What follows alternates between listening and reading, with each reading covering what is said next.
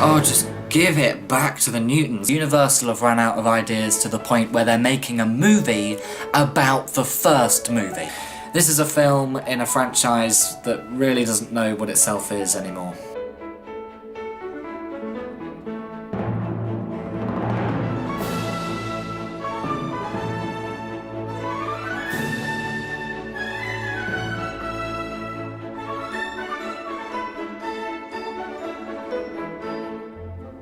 We've made it. The finale. I can't believe we've made it this far. I mean, is anyone even still watching anymore? So to finish off, we're looking at Beethoven's Treasure Tale, which came out in 2014, 3 years after the previous film. It was strange to see Universal's latest ident at the beginning of this film. It reminded me of how stupid it is that such a huge company is responsible for such a franchise. The story follows Eddie again from Beethoven's Big Break, we all remember that film, who gets fired after Beethoven loses his spark for making films. Eddie believes that Beethoven's cuddly Mr. Bear is the cause of the problem, so a vet gives his diagnosis. It's not Mr. Bear.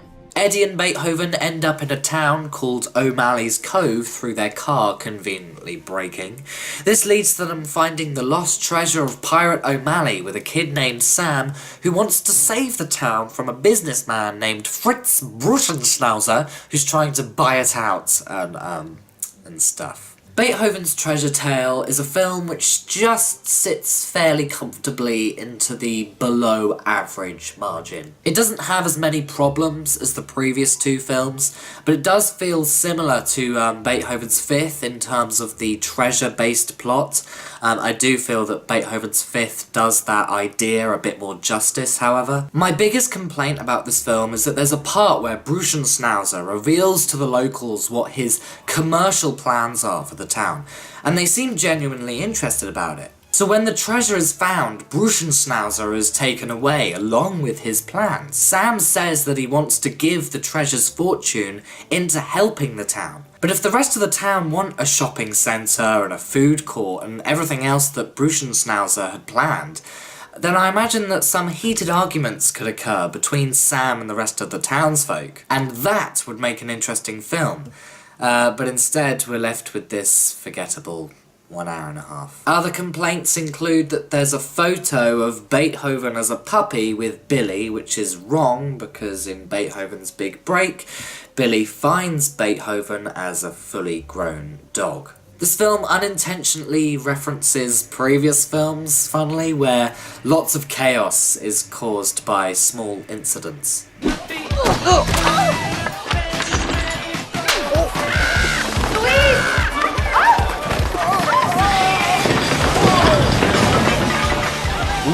And at one point, Sam tells Beethoven, "If you tell anyone about me being scared of spiders, I'll never talk to you again." The music is by Chris Hadjian. The soundtrack was pretty good, even though Beethoven's theme was only included twice. On Rotten Tomatoes, the tomatometer is not available for top critics or all critics.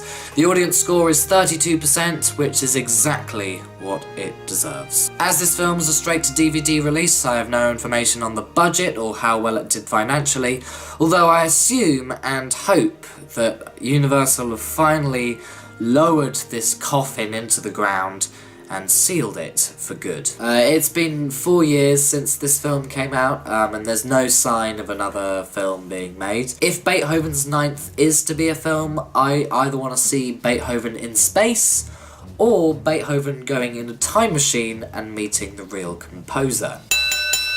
The underlying problem with this franchise is that the concept had no real substance to begin with. It's about a big, slobbery dog who causes some mischief and eventually saves the day. Compared to an idea like Scooby-Doo, which has so much potential for different stories and different ideas, this has very little potential. Which brings me to the conclusion that this is another example of a franchise like Home Alone, which was mainly driven by its financial success. As a result, you have films in this series in which nothing really happens, and films which are just bonkers due to Universal trying to bring something interesting into the franchise.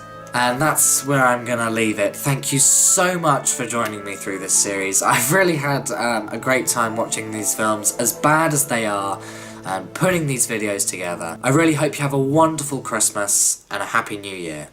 Thank you.